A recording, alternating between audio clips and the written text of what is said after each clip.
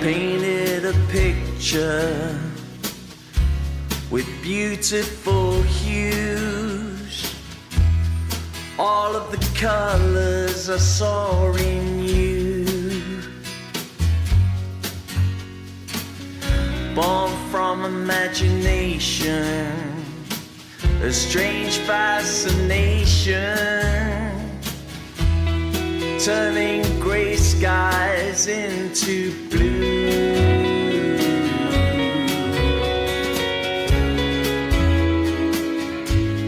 Say it was true. Oh, that it was reality. Tell me that you love me.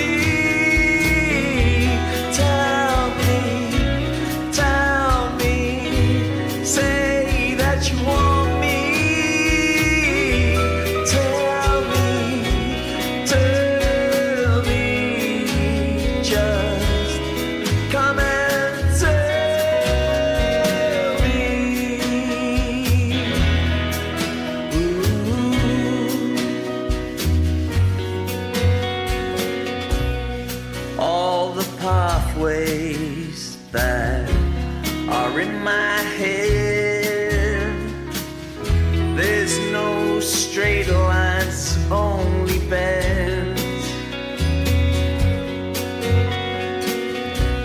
The way you act is different from what you say, a storyline that never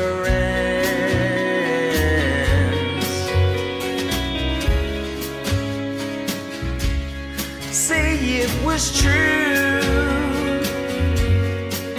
Oh, that it was reality.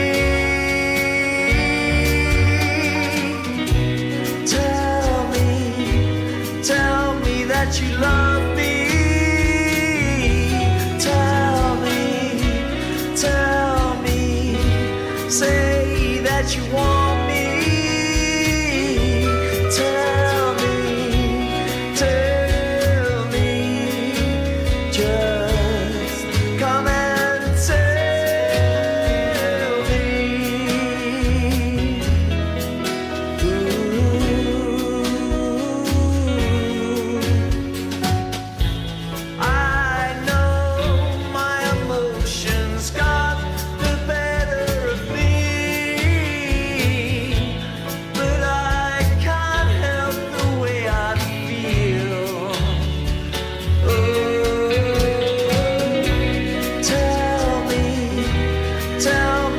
You love me.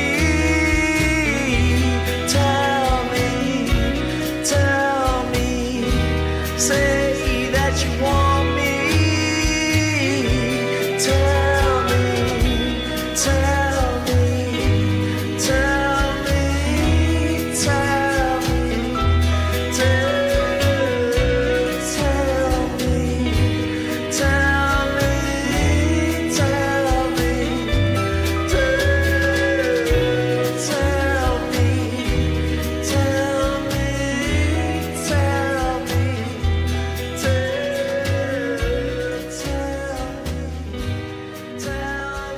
Okay, you are listening to 96.9. It is All FM. It's Wednesday Drive Time show with me, Kieran. On the line, I have guitarist and musician Craig Gannon. Hiya, Craig. You all right, mate? Hiya, Kieran. Yeah, I'm really well, thanks. How are you? I'm not too bad. I'm not too bad. Thank you. Thank you for taking this time out to do this interview for me. This quick chat. No, you're welcome. Brilliant. Thank you. So yeah, you're with Alan White at the moment, band at the moment. So yeah, did this sort of manifest itself sort of like lockdown period and sort of doing little Zooms together, the songs for like Tell Me Why? Yeah, it did. I mean, it started just before the lockdown period, before the COVID thing hit. Yeah. We were just chatting between ourselves. I've been in touch with Alan over the years through Facebook, as people seem to do these days, and Gary Day as well. So we've been in touch over the years, hoping to do something, because we sort of respect what each other's done. Really, I've known about Alan's songwriting for a long time, obviously. Yeah. So just before the COVID pandemic. Yeah, that's when it happened. Just before that, we started chatting about something we could do. Me and Gary had spoken about something a few years ago. Let's collaborate on something. Nothing happened really because we were both doing other things. Yeah. But it just seemed to be the right time for us to do something. And Alan was really looking forward to getting his own solo career up and running properly. So we were just chatting and everything, speaking on the phone all the time, and we just really got on anyway. Yeah, great. And started talking about what we're going to do. Start, like you say, doing some sort of remote recordings. Really. Yeah. The first was a song called "Tell Me." Yeah. Of one of Alan's songs. So we did it that way. Did a few more recordings, passing them forward between here, Los Angeles and Bedfordshire, and I think Spencer's in somewhere in New York. Yeah, he was doing his drums on that kind of thing. Well, yeah, I spoke to Alan. It would have been last year or the year before. God, I can't remember now, my memories. But yeah, we touched upon sort of like the project kind of thing, and we touched upon he praised you, we both praised you of what a great musician you are, and you've still got a pretty cool hairstyle as well. Do you know what I mean? I said, well, you all have. Yeah, I mean, luckily we've still got our hair. Still got the varnish, yeah. And Sunny Days as well. That was got a good little sort of tracks. Yeah. That's it. Yeah. I mean, what happened, which is usually the case with songwriters. These are all Alan's songs, so he'd send them over to us all in a sort of basic form, really, in demo form, and then we'd suggest ideas, come up with different parts, and it's just so easy now being able to email parts over. Yeah. Audio files and everything, and people can, different people can mix them if they want, and well, if I feel like doing that. Yeah, exactly, and I think it's great as well doing sort of like and especially like with the technology now, where you don't probably have to be in the same room, the same studio. Have this little Zoom thing, That's and it. because at first if someone suggested that to me, I'm thinking, I'm not really sure about that, but it looked great, it looked brilliant, it looked visually great to watch. You know what I mean?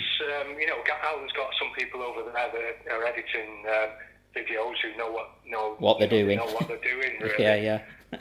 So it's not like someone just doing it, like me editing a video here. I wouldn't know what to do. Oh, you're like me. But it's great. I mean, obviously we had to do it that way as well because we couldn't travel or anything like that. No, of course not. First, like I said, when we first started speaking and talking about what we're going to do, we were going to get together in Los Angeles anyway, all of us. Right. So we would have been together in the studio there. Yeah. But the second best thing.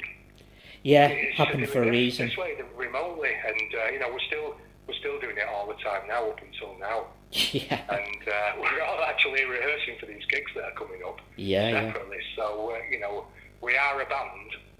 We're Alan's band. It is his solo thing.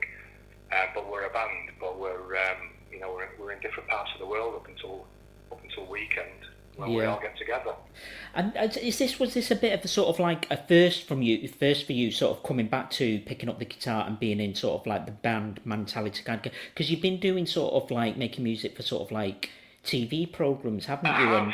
And did you even do films as well, and stuff like that?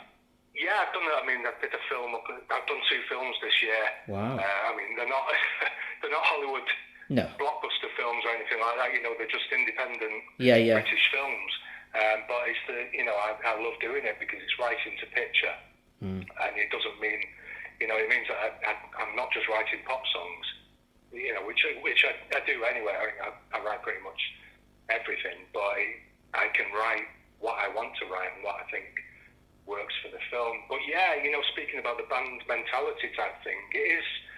I've not done that for a while. I mean, I'm a guitar player, so I'm always recording guitar on my own things anyway. I write loads of library music, and I've done a few albums of that instrumental library music, which is a lot of guitar-based stuff. So it's not like I gave up the guitar. I sort of just wanted to have a break in being in bands for the last few years.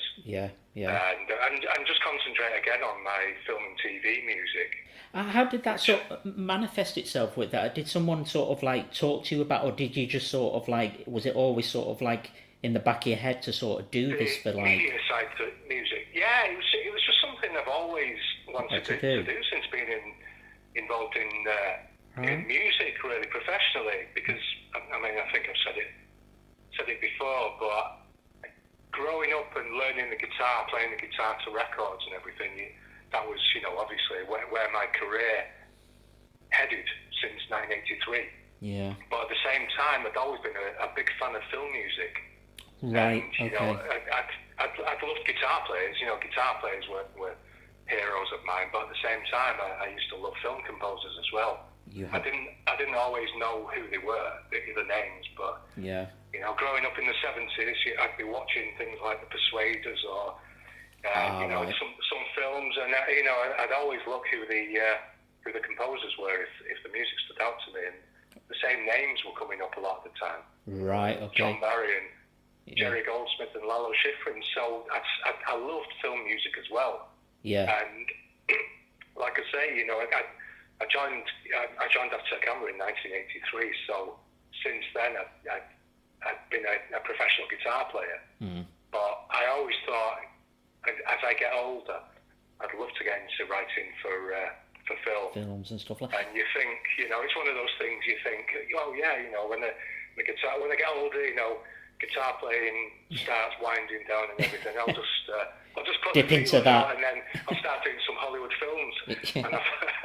And obviously, it's not as easy to get into as that. So no. I mean, how does that sort of differ sort of like from being, I mean, because obviously like with being in bands and obviously with the music business and the industry, and with probably record company, there's a deadline to making an album and stuff like that. Is it a bit more sort of like relaxed doing sort of, is it sort of like on your own terms to sort of just sort of like come up with the music? A lot of the time, because I mean that's another reason I really wanted to pursue that direction, because obviously if you're a composer, you're writing, you're rarely in a composing team. There are composing teams out there and composing duos, but I was never interested in doing that. I just wanted to be the sole composer. Yeah. So I started, as I say, films weren't coming to me. So I started in TV, and actually at Granada up here in Manchester, I started writing for those producers there, doing a lot of documentaries. So, I was the only composer, obviously, on these projects, but you're still working for a director and a producer, mainly the producer. And there is a team there, you need to go in and do various meetings along the way. At the end of the day, I'm the one that's coming up with the ideas, musical ideas, but at the same time, you have to follow, people's their rules, kind of thing. Ideas, I mean, I could come up with something that I think really works, that I think sounds great. But they might not. If the producer doesn't like it, then it's it's pointless. You've got to follow their vision. Right. Luckily, it's same wavelength kind of to thing. Be that really. Yeah. I've worked with a lot of open-minded people in the past that know music and know what works really. Sometimes you'll come up with something, say for these films that I've been doing recently, and something just doesn't work, and it's not what the director had in mind. But most of the time, I've been quite lucky that way. And it's a nice change. Yeah. For not to be stuck in a rehearsal room for weeks at and a tour bus. Which I've never been a fan of rehearsing anyway, but it's a necessity. Well, I can imagine, I can imagine, because I can imagine as well being on a tour bus. That can be, I can imagine that being quite relentless and quite tiring, and Yeah, sometimes yeah. I mean, if it's a long tour, Yeah. and you know, it is, yeah. You know, if you've got a big tour bus, and there's a lot of room to move around and everything, and get out of the way for a minute, and that's fine. But sometimes, you know, you're in a small tour bus and just going through the desert in America, at 120 degrees heat, and it's like, It's not good. Oh, let me out! You just need to get out. Yeah. Although at the same time, that was with Aztec Camera, who were, you know, great people, and we got on great. But still, I'm one of those people that needs their own space. Yeah. Quite a lot of times. Absolutely. So yeah, just writing for TV and film and being a composer, a sole composer, is ideal for me. Saying that, I'm looking forward to getting together with these guys. Yeah, of course. Yeah, mix it up a little bit. We'll be rehearsing, and it'd be great when we do get in the studio as well together. So so it's great. You know, it's one of those things. I'll get into that for a while, and I'll love it. And then, you know, maybe this time next year, I'll need to have my own space and get into just writing. But to be honest, I'm doing that as well today. I'm writing at home anyway. So by the time weekend comes and we get together, it'll be nice to speak to people again. Yeah, absolutely. Musicians. Just keep it sort of going and flowing, kind of. Well, with everything that you've done, sort of like all the bands as well, like the Smiths, Aztec Camera, the Colourfield, Bluebells, etc. Yeah. All them sort of bands. And so, what were sort of like the sort of highlights for you, kind of the best memories of that time, kind of thing? I suppose it's all been good, kind of thing. But is there any sort of like particular sort of thing, and you just thought this was just I'm living the dream, kind of thing with this? Yeah, I mean, well, I think as soon as I joined Aztec Camera, that was how I was thinking. Yeah. I was just thinking, this is, it's like a dream come true, really. Yeah. And, you know, just going straight from pretty much, you know, a few months earlier, I was in school, you know, playing the guitar with my mates and learning, you know, my favourite band's songs, and then to be on tour in America and going on the Whistle Test, which I've grown up watching, and I know. You know, TV shows. It was just incredible. But that you know, that didn't. I didn't sort of get jaded really for a long time. Anyway, you know, years later, I was in the Smiths and I was thinking the same type of thing. You know, I was just thinking this is incredible. I know. And you know, playing these amazing songs live to great crowds and, you know, packed out places everywhere. And like and like you said, that them TV programs back in the day, the music they were so important, like the Whistle Test and the Tube as well. Do you know what I mean? It's just like the Tube was great. The Tube was fantastic, and you know as well, a lot of bands got signed from the Tube. I think it was Frankie Goes to Hollywood that did Relax. That's right. Yeah, they did that video. Yeah, and they got signed. Actually, well, that was the same when I was in Aztec Camera. The manager of Aztec Camera was Frankie Goes to Hollywood's manager as well. I remember, you know, listening to. I was staying in his flat at the time, and I remember him having these meetings about Frankie Goes to Hollywood. Yeah, at the time, to labels, and so it's sort of quite a distinctive memory of that. But yeah, I think they got signed after their video had been shown on the Tube, and I'm sure no one thought they were going to be a huge hit, but they were. Yeah. But yeah, growing up and watching those programs, and you know, especially the Tube, I used to love the Tube. Yeah. Top of the Pops, Whistle Test, and everything. It was just to appear on those programs. Yeah. It was incredible. I know. Well, I still love the old footage of watching sort of like the Tube as well, because it was like when you were with the Smiths, you did Panic, and there is like that, and there was like a little kid that came on. And I was just I always thought that was so cool. Do you know what I mean? It was just like it's great. I mean, I've not seen that for a long. I don't watch them anyways. It can be quite embarrassing, really. You know, you wish you'd done something or won something different, but yeah, I mean, I remember that really clearly. And, I wonder what happened to that kid. I think, I mean, people have been in touch actually with different people saying, I wonder what happened to him. Or I heard something that he was in a film about John Lennon. Wow, I'm not sure if that's true. I don't know if that's a different kid. I'm not sure, but I'm sure a lot of Smiths fans will have looked into that. They will definitely, the really hardcore ones, yeah, and they probably know, but I've not heard any, not heard about him since. Well, You must be getting on as well, like the rest of us. Well, yeah, I was just going to say it would be getting on like the rest of us, kind of thing. Yeah. Yeah, I mean, it's nearly 40 years ago that. I know. 37 years ago that. It's scary. It's absolutely scary. And Long this year as well was quite a sad year as well, with losing, and some of the people you worked alongside with, Terry Hall and Andy Rourke. Oh yeah. What are your what are your memories of, and not just of musicians or whatever, just as people, What are your memories? Andy and Terry. Yeah. No, just look. I mean, I'm still thinking about Terry all the time now, and because it's almost a year since he passed away, and it's just I think about him all the time, and I always did, really, because we were best mates for years and years. Right. And we first, it's coming up to nearly 40 years ago when we first met, and obviously we played together, on and off, and mostly on in the 90s. Yeah. So much over the years, and like I say, we were great mates.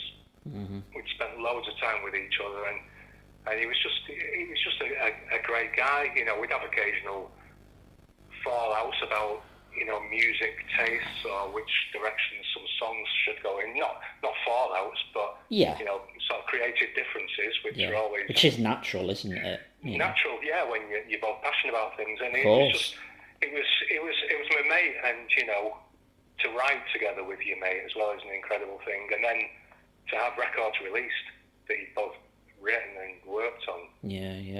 It's just so it's still sad thinking about him that way.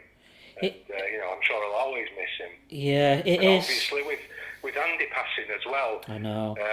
We were acquaintances. We could never say we were big mates or anything like that. But we were in the Smiths together. Yeah. We played with Morrissey after that. Yeah. Together. Wolverhampton. And then with other stuff in the 90s, we played together as well in other bands. So we'd spend a lot of time with each other that way, and occasionally bumping into each other in town, having a drink, and we always got on well. I mean, always got on well with the rest of the Smiths as well. Even some things have been said over the years, which just blown out of all proportion. Absolutely, we got on well all of the time, really. Yeah, I know. So it was just sad. I hadn't seen him for a few years or spoken to him. No. I knew that he'd been ill. Yeah. But I didn't know what his situation was, and actually he had the same illness as Terry, and they both died from the same thing. Yeah. Which is really sad. Yeah, I mean, I was blessed to know Andy because he, when he got married, he'd lived in Burnage, and I lived in Burnage like years ago, so he lived sort of round the corner for me, and I was like, because I was a big Smiths fan, and he signed all my. So I got to know him, and he was such a gentle soul. He was really gentle. Yeah. He was, and that's just how I remember him, and. And when I'm sure he just stayed the same. I'm sure because he went off to live in New York. And I think he got married there as well. Yeah. I'm sure he'll have just stayed the same, And I think Mike Joyce was in touch with him all the time. They were very tight till the end, wasn't they? Very close mates. Yeah. They stayed in touch all the time. But it's a sad thing. Just like you say, this year. Well, I think the older you get, every year is the same. People are getting older, and I know people are passing. Yeah. It seems to be all. One week goes by, you hear about other musicians passing or people close to them. It's very sad. It's sad, Yeah. Well, anyway, they're in our thoughts anyway, and we'll always have great memories of them, kind of thing. So anyway, definitely. Let's talk. So the tour, it's the mini Irish tour. There's 3 dates. That's going to kick off next Wednesday, the 29th. Starts off at Belfast Ulster Sports Hall. Then Friday, you're doing Cork Pavilion Theatre, and Saturday, 2nd of December, I think it is. Yeah. Well, Dublin, yeah. Yeah, Whelan's in Dublin. Yeah. Was there any sort of particular sort of like why Ireland? Sort of like the particular. Is it a love of You've got a love of Guinness or? Well, yeah, I love Guinness. Yeah, so do I. I was speaking to Alan the other day, and he was saying, he's not a drinker really, but he's going to look forward to getting a first pint of Guinness in there when he gets there. All right. I don't know.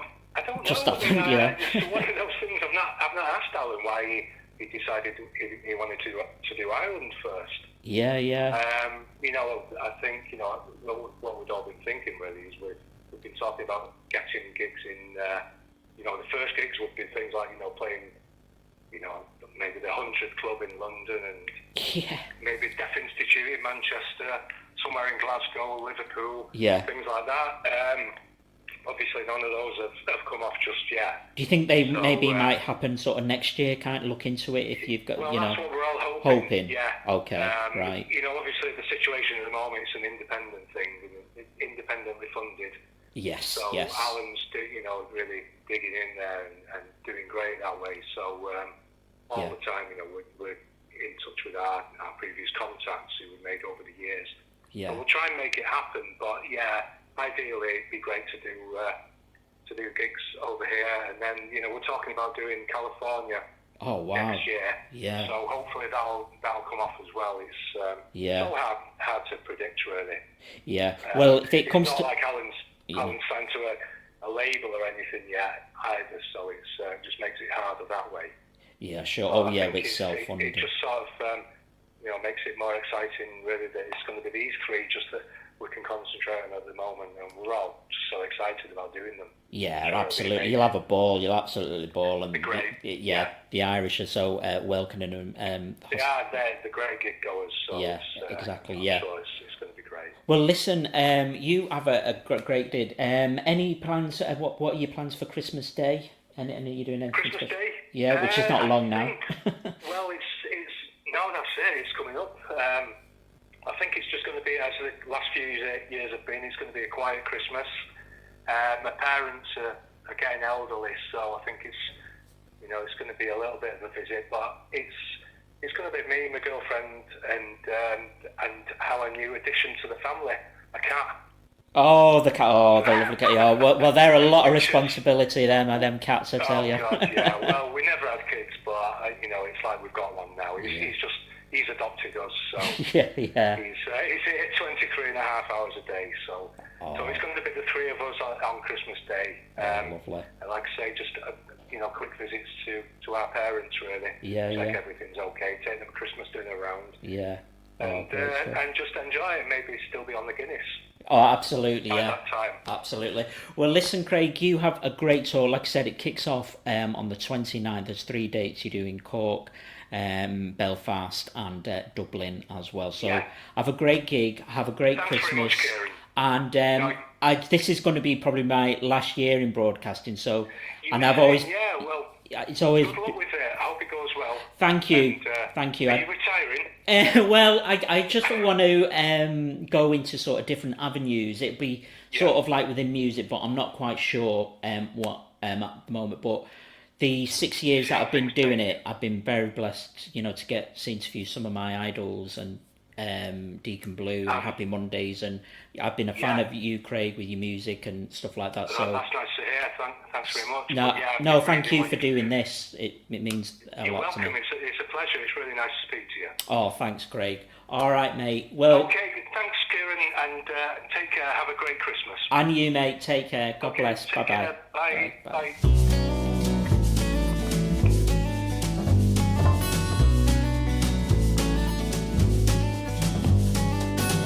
Sunny days keep on shining, keep the wolves away from my door. Behind the clouds there's a silver lining, like ocean waves splashing onto the shore. And I need you now, not just anyhow, got to reach to you somehow. And I need your love and all above, got to get to you somehow, baby, somehow. La la la la la la la la la la. Sunny days keep on shining, keep the wolves away forevermore.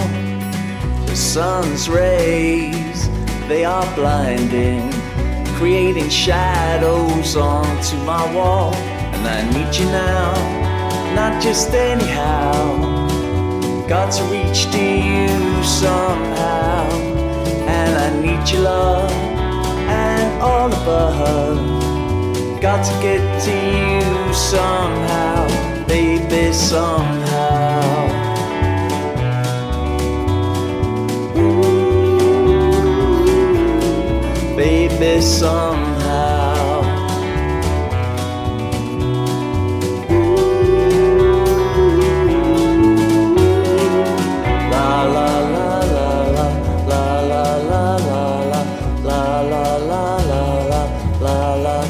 Sunny days,